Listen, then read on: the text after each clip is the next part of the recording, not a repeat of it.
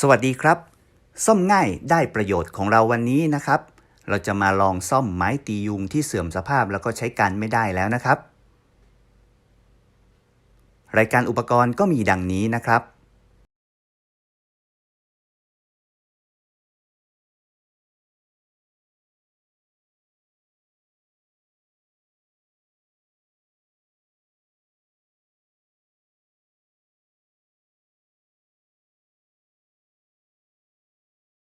เมื่อเราเตรียมอุปกรณ์แล้วนะครับ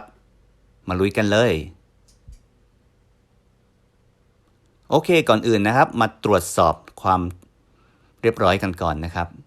ว่าโอเคมันเสียจริงๆนะเนี่ยเสียนะครับกดก็ไม่ติดนะเปิดสวิตช์แล้วนะครับกดปุ่มนะฮะไฟก็ไม่ติดนะครับไม่มีอะไรติดเลย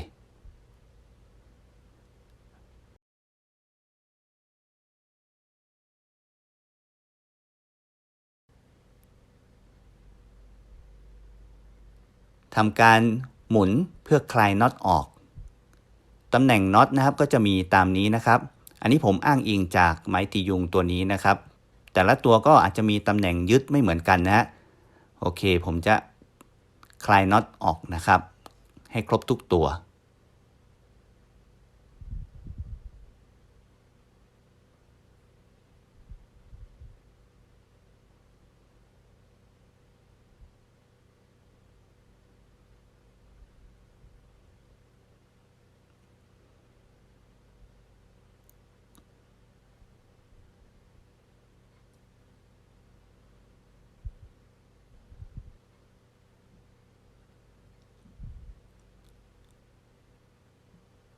ที่ปลายไขควงนะครับผมได้ใส่ไอ้ตัว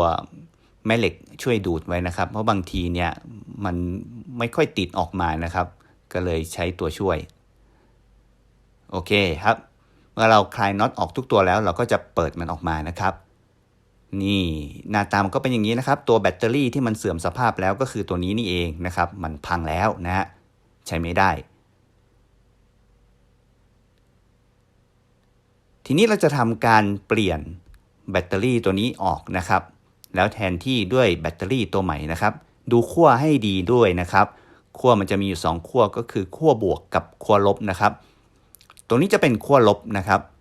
แล้วก็ตรงนี้จะเป็นขั้วบวกนะครับเรารู้ได้จากนี่ครับดูจากด้านบนแบตเตอรี่เลยเขาก็จะบอกไว้นะครับเครื่องหมายบวกกับเครื่องหมายลบนะครับ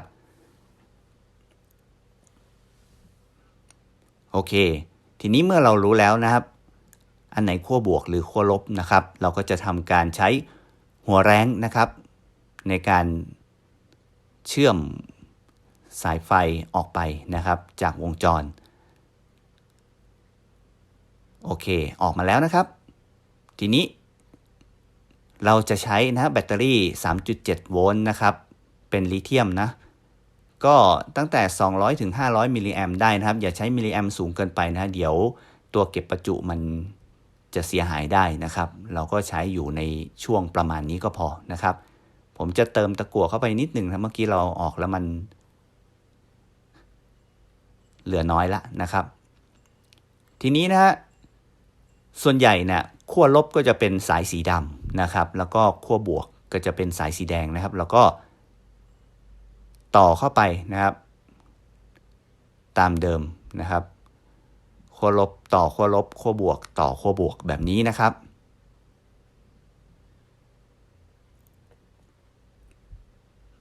โอเคนะครับเรียบร้อยนะครับไม่ยากเลยใช่ไหมครับทีนี้ก็เหลือแต่การเก็บรายละเอียดงานละพักไว้แบบนี้นะฮะทีนี้ก่อนที่เราจะประกอบน่าจะลองดูสักนิดหนึ่งนะเดี๋ยวผมจะลองเปิดสวิตช์นะแล้วก็ทดลองดูโอเคดูครับไฟแรงมากนะฮะ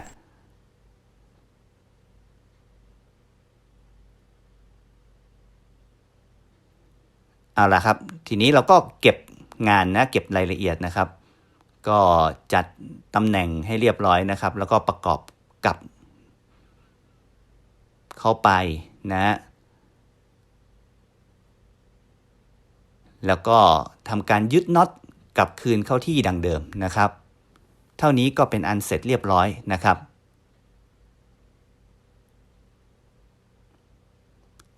สำหรับ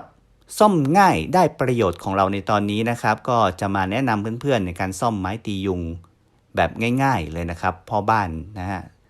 ที่อยู่ที่บ้านสามารถทำได้ด้วยตัวเองนะครับถ้ามีอุปกรณ์ดังที่ผมได้ยกตัวอย่างมานะครับยังไงถ้าเห็นว่าคลิปนี้นะฮะมีประโยชน์นะครับ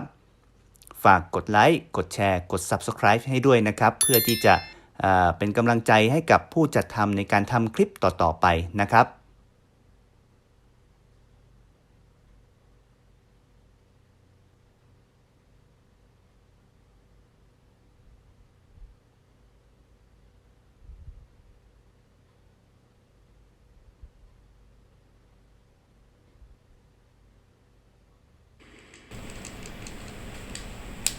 โอ้เยี่ยมไปเลยใช่ไหมฮะแรงสะใจ